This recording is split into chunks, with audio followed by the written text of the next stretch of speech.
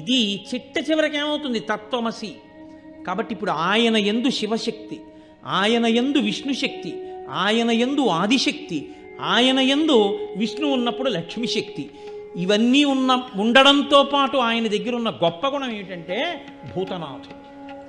పరమశివుడు సమస్త భూతగణముల మీద అధికారం తను అయ్యప్ప ఇద్దరికీ ఇచ్చాడు. అందుకే మీరు ఎప్పుడైనా స్కాందం లోపలికి చూస్తే ఆశ్చర్యకరమైన విషయం మీకు ఒకటి కనపడుతుంది. అయ్యప్ప స్వామి గుళ్ళోకి వెళ్ళి అయ్యప్పని ప్రతిరోజు దర్శనం చేసుకున్నా, అప్పుడప్పుడు ఆయన గుళ్ళోకి వెళ్ళి ప్రదక్షిణం చేసే అలవాటున్నా వాళ్ళని భూతాది గణములు ఆవహించారు. ఎందుకో తెలుసా? ఆయన చెప్పు చేతల్లో ఉంటాయి. ఒరేయ్, నువ్వు వాడి జోలికి వెళ్ళకు అంటాడు ఆయన. వెళ్ళవు, మీకు ఉపకారం కాదండి, ఇంకంతకన్నా ఉపకారం ఏంటి? వాళ్ళు వచ్చి మీ మీద పడిపోయారు అనుకోండి, ఎన్నుంటే మాత్రం ఉపయోగం ఉంది. వాళ్ళు మీద పడిపోకుండా ఆయన కాపాడతారు. శివుడి తర్వాత శివుడెంతగా భూతగణముల మీద అధికారం ఉన్నవాడు ఆయన. శివుడిలా ధర్మమునందు అనురక్తి ఉన్నవాడు, శివుడిలా గురువులంటే ప్రీతి ఉన్నవాడు, శివుడిలా జ్ఞానమిచ్చి మోక్షం ఇవ్వగలిగినవాడు, విష్ణువులా పూర్ణుడు, విష్ణువులా పుష్కలుడు, విష్ణువులా ఏది కావాలంటే అది ఇవ్వగలిగిన వాడు, అమ్మవారిలా శక్తి స్వరూపుడు, అమ్మవారిలా నిరంతరము ఎటువంటి కదలికలైనా కదలించగలిగినటువంటి వాడు, ఎంత శక్తినైనా ఇవ్వగలిగిన వాడు, ఇన్ని కదలికలను ఆపి లయం చేసి మోక్షం ఇవ్వగలిగిన వాడు, ఇన్ని చెయ్యగలిగిన వాడు. కాబట్టి తనలో తాను రమిస్తూ పైకంటితో కాకుండా యోగ దృష్టితో చూస్తుంటాడు. ఎవడు లోపల ఎంత చిత్తశుద్ధితో చేస్తున్నాడు, పైకి ఎంత డాంబికంగా ఉన్నాడు. నేను మీకు ఒక యథార్థం చెప్తున్నాను ఇవాళ. ఒక్కొక్కసారి ఏ దీక్ష లేకుండా అయ్యప్ప స్వామి గుడికి వెళ్ళినటువంటి కొంతమందికి అసలు జీవితంలో అయ్యప్ప దీక్ష తీసుకొని వాళ్ళు కొంతమంది ఆ గుడికి వెడితే 50 సార్లు దీక్ష తీసుకున్న వాళ్ళకన్నా కూడా అద్భుతమైన రీతిలో అయ్యప్పని సేవించుకునే అదృష్టాన్ని ఆయన ఇచ్చిన సందర్భాలు ఎన్నో ఉన్నాయి.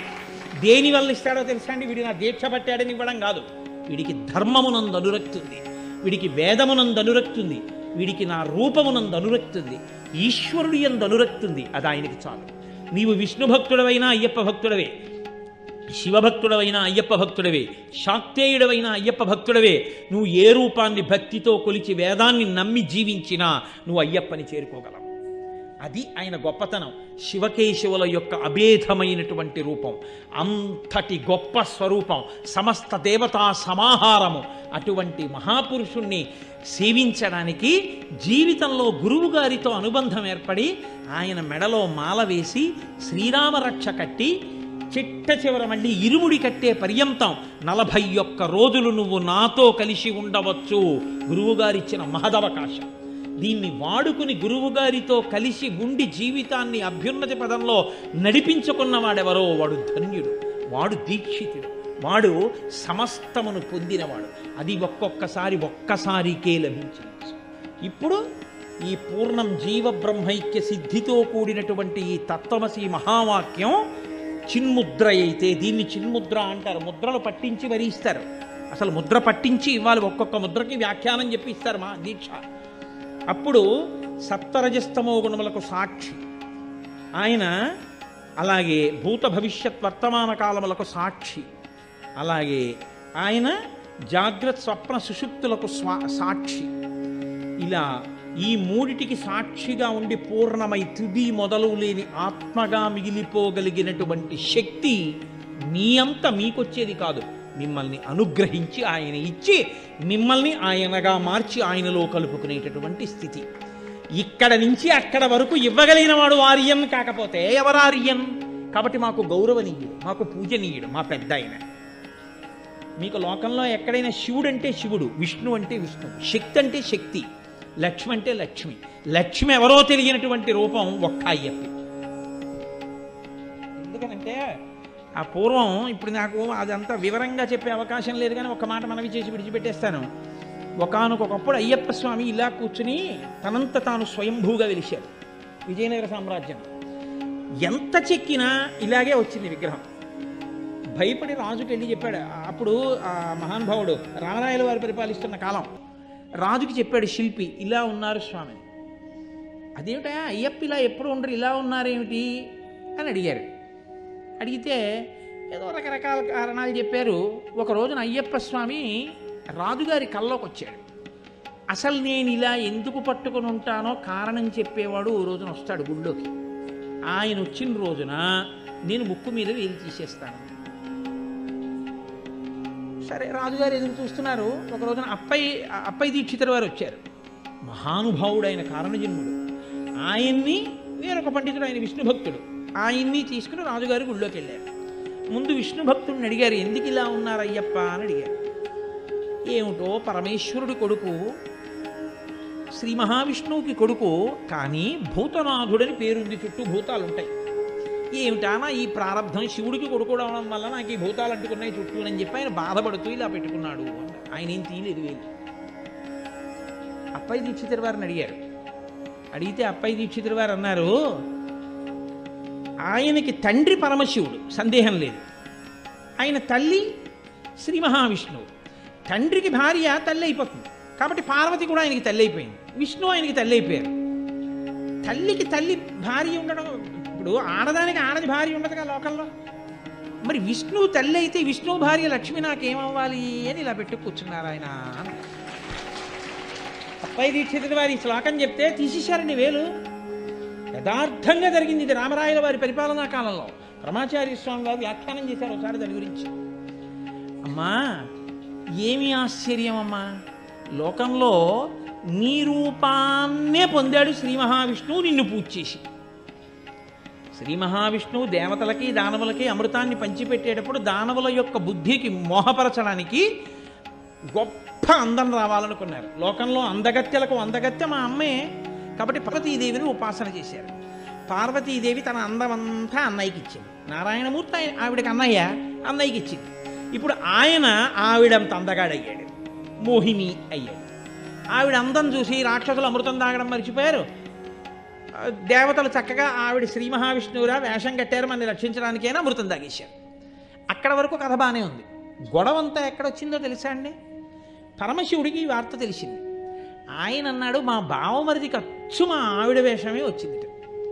మా ఆవిడే అందగత్తి అనుకున్నాను. మరి నారాయణ నారాయణి, నారాయణ నారాయణికి అన్నగారు, నారాయణి పరమశివుడి భార్య పార్వతీదేవి. మా బావమరిది శ్రీ మహావిష్ణువు అచ్చు మా ఆవిడ అయ్యట్ట. ఏమో అచ్చు నీలా అయ్యట్ట మోహిని వేషంలో ఓసారి చూస్తాను అంటే అమ్మవారది వద్దు, లేనిపోని పనులు వెళ్ళకండి, కాదు పెడతాను. సరే అయితే పద. వెళ్ళారు ఇద్దరు. వైకుంఠానికి వెళ్ళిన తర్వాత బావా ఏమిటో అచ్చు మీ చెల్లెల్లా అయ్యావుట, అమృతాన్ని పంచిపెట్టడంలో ఏదోసారి ఆ వేషం చూపించు అంటే శ్రీ మహావిష్ణువు అన్నారు, వద్దులేండి బావగారు అవన్నీ ఎందుకు ఇప్పుడు, వదిలిపెట్టేయండి అంటే. అమ్మవారు కదిపింది. పరమశివుడి మనసు కదలడం అంటే అంత తేలికైన విషయం కాదు కదండి. అలా ఏమీ అలా ఆయన మనసు ఏం కదలదు. ఆ కదలిక అన్నది వచ్చింది అంటే కేవలం అమ్మవారి యొక్క అనుగ్రహం. ఆవిడ కదిపింది మనసు. కదిపితే పరమశివుడు ఏం చేశాడు? శ్రీ మోహినిని చూడాలి అని తాపత్రయపడ్డాడు. శ్రీ మహావిష్ణువు మోహిని రూపంలో కనపడ్డాడు. కనపడగానే అచ్చు ఆవిళ్ళ ఉంది అని కనపడితే వెనక పరిగెత్తేంత వెర్రాడండి పరమశివుడు. కానీ ఆయనకి అంత తమకము కలిగి విష్ణువు వెంట పరిగెత్తారు. అంత తమకము కలగకపోతే వీర్యము స్ఖలనము కాదు. కాబట్టి ఇప్పుడు పరమేశ్వరుడు యొక్క వీర్యము స్ఖలనమైంది. అందులోంచి ఒక మహానుభావుడు పుట్టుకొచ్చాడు. ఆయనే అయ్యప్ప. అమ్మా, నువ్వు నీ అందాన్ని మీ అన్నయ్యకి ఇచ్చి పరమశివుడి పరువు బజార్న పడైలా అన్నారు శంకరాచార్యులు వారు సౌందర్యలహరిలో. పురాణారీ భూత్వా పురరపిమపి క్షోభమనయత్. నువ్వు పురరిపుని యొక్క మనస్సుని క్షోభ పెట్టేశావు కదమ్మా, పరమశివుడి యొక్క మనస్సుని అమ్మవారు అలా చేస్తుందండి. ఎందుకు అలా చేసిందో తెలుసా? మహిషి అంటేనే దాని బుద్ధి అటువంటిది. దానికి ఆ దివ్యమైన బుద్ధి ఉన్నది కాదు. దానికి ఎంతవరకు తెలుసు అంటే ఈశ్వరుడు కూడా స్త్రీయో పురుషుడో నపుంసకలింగమో అయి ఉంటాడు అనుకుంది. అనుకుని శివుడు పురుషుడు, విష్ణువు పురుషుడు, కాబట్టి వాళ్ళిద్దరికీ పిల్లలు పుట్టరు. వెర్రివాడు బ్రహ్మగారు తెలియక వరమిస్తున్నాడు అనుకుంది ఆవిడే. అనుకుని శివకేశవులకి కొడుకు పుడితే చచ్చిపోతాడు. పరమేశ్వరుడికి రూపం ఏమిటి? గోధుమ పిండి ఉంటే పూరీలైనా చేసుకోవచ్చు, చపాతీలైనా చేసుకోవచ్చు, అప్పుడుకులైనా చేసుకోవచ్చు, ఏదైనా చేసుకోవచ్చు. ఆయన గోధుమ పిండి లాంటి వాడు. ఆయనకి నామరూపాలు ఉన్నవాడు కాదు. అజాయమానో బహుదా విజాయితే అంటోంది వేదం. కాబట్టి ఇప్పుడు ఆయన ఏం చేశాడు? అమ్మవారు కదిపింది. పరమశివుడి మనసు కదిలితే తప్ప శివకేశవులకి బిడ్డడు పుట్టే అవకాశం లేదు. అందుకని ఇప్పుడు శివుడి మనసు కదిపింది. శివుడి మనస్సు కదపడం వల్ల ఆయన విష్ణువుని మోహినిగా చూసి సంతోషించారు. సంతోషించడం వల్ల వీళ్ళిద్దరికీ లోకంలో ఎప్పుడూ కని విని ఎరుగని కుమారుడు జన్మించాడు. ఆయనే అయ్యప్ప స్వామి. ఇప్పుడు ఆయన ధర్మశాస్త్ర పుట్టుకతో పరమశివుడి యొక్క కొడుకు కాబట్టి ఈశాన సర్వవిద్యానాం ఈశ్వర సర్వభూతానాం బ్రహ్మాధిపతి బ్రహ్మణోధిపతి బ్రహ్మ శివోమి అస్తు సదాశివోం. ఆయనకి ధర్మం అంటే ఇష్టం. ధర్మశాస్త్ర లోకంలో ధర్మం తప్పిపోయిన వాళ్ళని, ధర్మం తెలియని వాళ్ళని బాగు చేయాలంటే గురువుగారితో కలపాలి. కలిపితే గురువుగారి దగ్గర ధర్మం నేర్చుకుంటారు. అందుకని ఆయన ఏం చేశారంటే, నా దర్శనం చేయాలంటే దీక్షలో ఉండి నా దగ్గరికి వెళ్ళారు. కాబట్టి ఇప్పుడు దీక్ష తీసుకోవాలంటే గురువుగారి దగ్గరికి వెళ్ళాలి. గురువుగారి దగ్గరికి వెళ్తే గురువుగారు ఏమంటారు? నీ చెప్పినట్టు ఉంటావా? చొక్కా వేసుకోవడం మానేస్తావా? ఎడంభుజం మీద ఉత్తరీయం వేసుకుంటావా? పంచ గోచి పోసి వెనక నుంచి కట్టుకుంటావా? చెప్పు, దీక్షిస్తాను. ఇప్పుడు ఏం చేస్తాడు? ఎందుకు గురువుగారు అలా కట్టుకోవడం? ఆయన ధర్మం అంతా చెప్తారు. ఇది 40 రోజులుగా బతికున్నంతకాలమా? బతికున్నంతకాలం. ఒక్కసారి వెళ్ళొచ్చినా ఆయన అనుగ్రహం పడితే ఏమైంది? ఓ మెట్టు ఎక్కేసావు జీవితంలో.